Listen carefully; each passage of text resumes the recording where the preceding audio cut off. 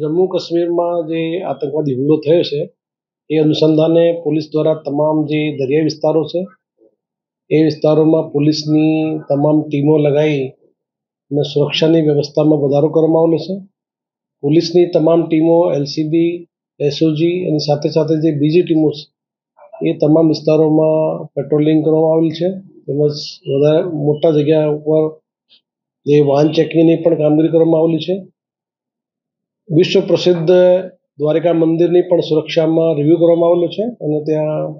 તમામ જે અધિકારી કર્મચારીઓ છે એને હાલના સંજોગોમાં એ પ્રોપર બ્રીફ કર્યા પછી જે દરિયાઈ વિસ્તારમાં જે આઇલેન્ડ છે, ટાપુ છે,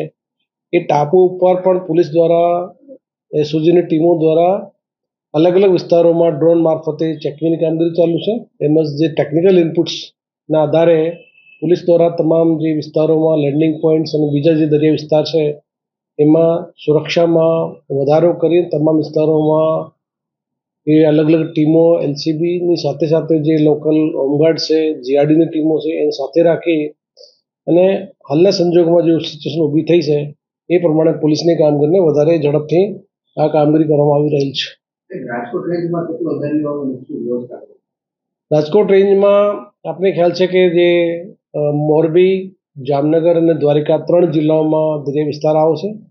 અને જે તમામ જે દરિયાઈ વિસ્તારોમાં પોલીસની અલગ અલગ ટીમો રાખી અને તમામ વિસ્તારોમાં સુરક્ષાની વ્યવસ્થામાં વધારો કરવામાં આવ્યો છે.